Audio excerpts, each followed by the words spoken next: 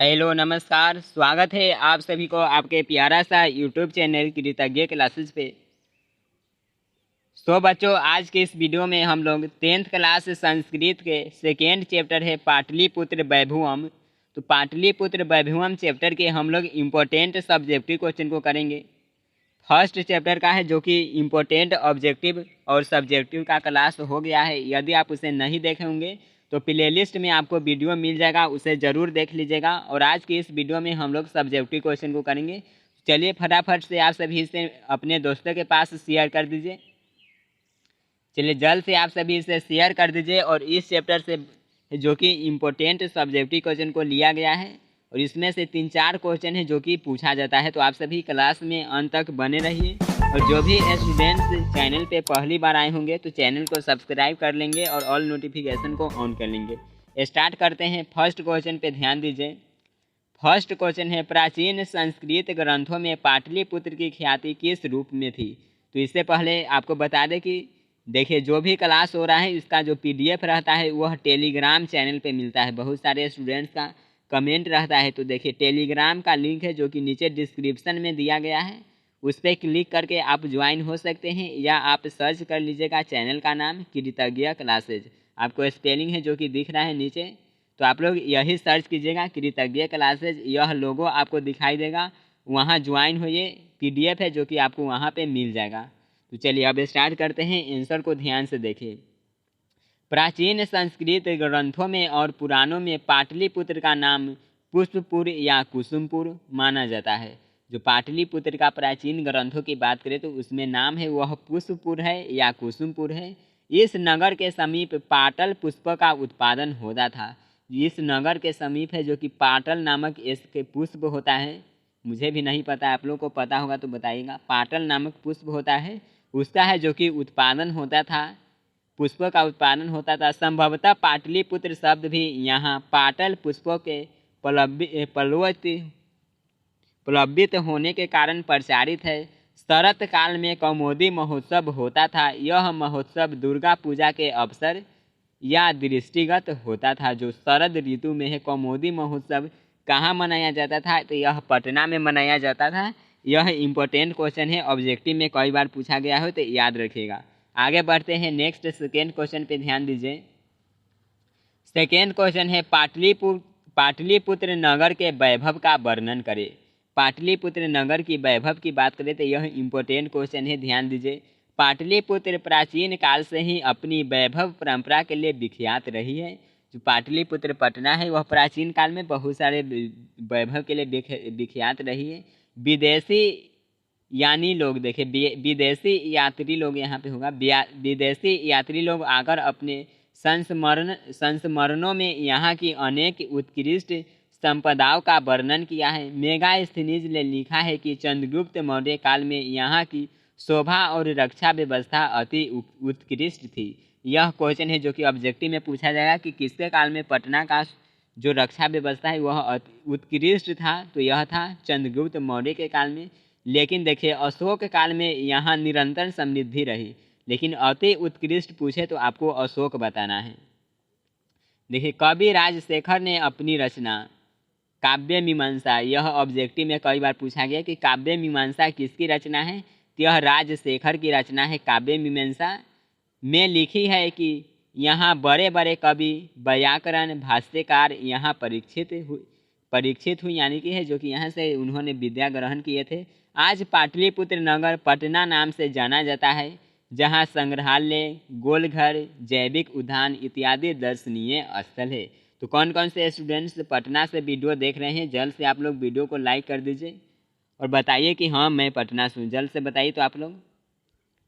चलिए बिल्कुल, तो आगे देखिए। इस प्रकार पाटलिपुत्र प्राचीन काल से आज तक विभिन्न क्षेत्रों में वैभव धारण करता है, जिसका संकलित रूप संग्रहालय में देखने योग्य है। तो यह था जो कि पाटलिपुत्र का वैभव के बारे में लिखने के लिए बोला गया था। तो यह इंपॉर्टेंट क्वेश्चन है, आप लोग इसे देख लीजिएगा। आगे देखिए 3 नंबर क्वेश्चन। पाटलिपुत्र वैभवम पाठ का 5 वाक्यों में परिचय दीजिए। पाटलिपुत्र वैभवम पाठ के 5 वाक्य में परिचय देने के लिए कहा गया। देखिए, इसमें बिहार की राजधानी पटना के प्राचीन महत्व का निरूपण करने के साथ ऐतिहासिक परंपरा से आधुनिक राजधानी के प्रसिद्ध स्थलों का भी निरूपण किया गया है।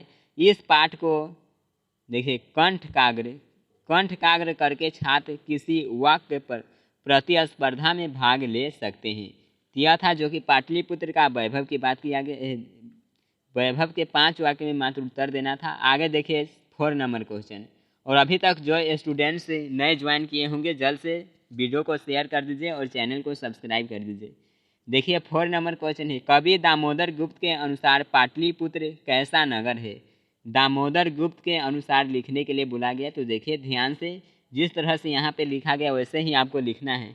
कवि दामोदर गुप्त के अनुसार पाटलिपुत्र, जो कि अभी वर्तमान में पटना है, महान नगर, पृथ्वी पर बसे नगरों में श्रेष्ठ है। दामोदर गुप्त बताते हैं कि जो पाटलिपुत्र नगर है वो पृथ्वी पर जितना भी नगर बसा हुआ है उसमें से सभी में श्रेष्ठ है। तो इस पर भी आप लोगों को, बिहारियों को गर्व होना चाहिए।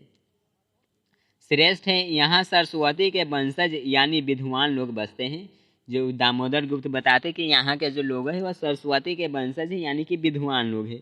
कवि ने इस महानगर की तुलना इंद्र की भरी पूरी नगरी से की है।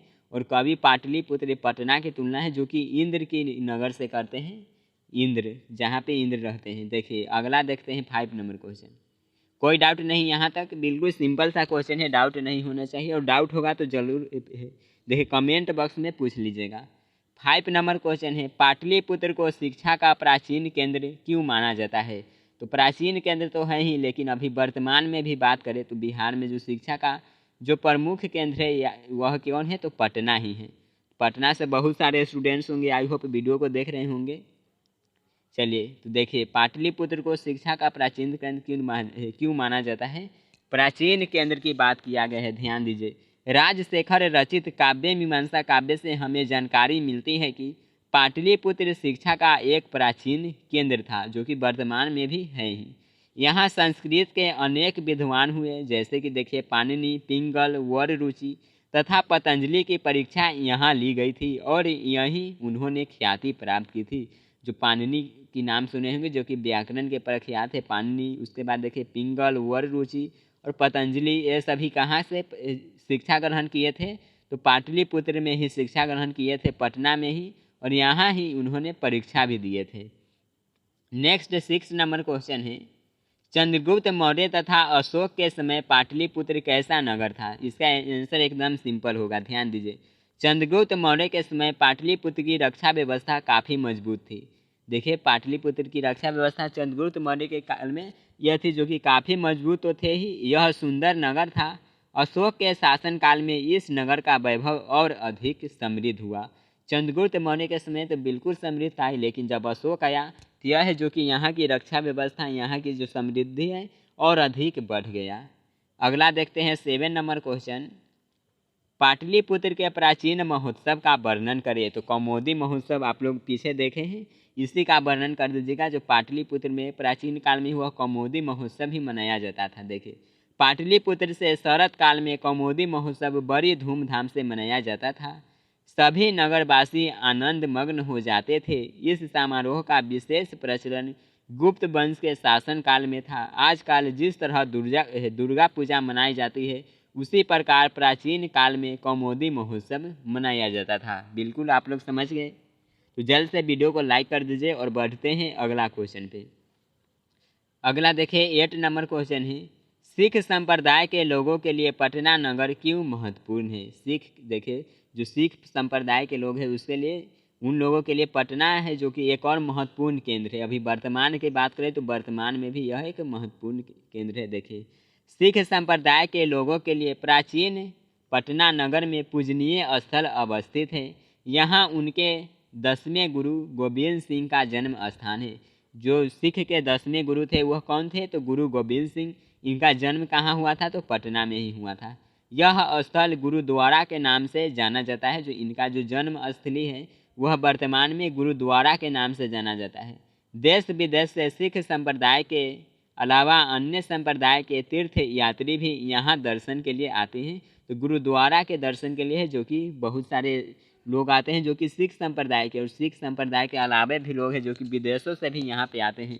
तो जो पटना से लोग हैं कौन कौन गुरुद्वारा के दर्शन किए हुए जो है कि गुरुद्वारा घूमे हुए हैं, जल्द से आप लोग बताइएगा कमेंट बॉक्स में कि हाँ मैं हूँ जो कि गुरुद्वारा गया हूँ, बता दीजिएगा आप लोग।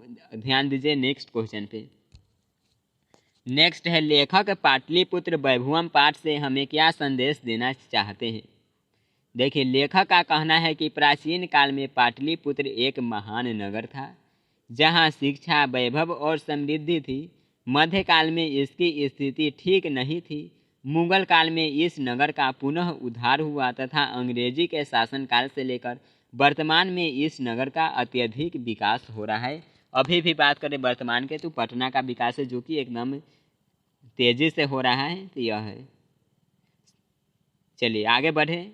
अगला देखिए 10 नंबर क्वेश्चन, प्राचीन पाटलिपुत्र में शिक्षा के संबंध में लेखक ने क्या बताया। प्राचीन काल की बात करें तो लेखक क्या बताते हैं। प्रस्तुत पाठ में लेखक ने बताया है कि दामोदर नामक कवि से हमें जानकारी मिलती है कि सरस्वती के वंशज यहाँ रहते थे। राजशेखर कवि के अनुसार पाणिनि, पिंगल, वररुचि आदि महान विद्वानों की परीक्षा यहाँ ली जाती थी। इससे ज्ञात होता है कि प्राचीन काल में पाटलिपुत्र की है जो कि शिक्षा का एक महान केंद्र था। प्राचीन काल की बात करें या वर्तमान की भी बात करें तो जो पटना है वह शिक्षा का एक प्रमुख केंद्र है। अगला देखते हैं 11 नंबर क्वेश्चन, लेखक के विचार में प्राचीन काल से आज तक पाटलिपुत्र किस प्रकार का नगर रहा है।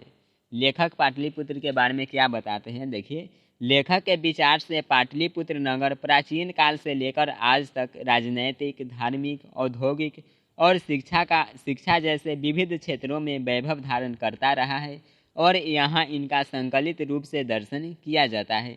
यहाँ के लोग कई उत्सव मनाते हैं।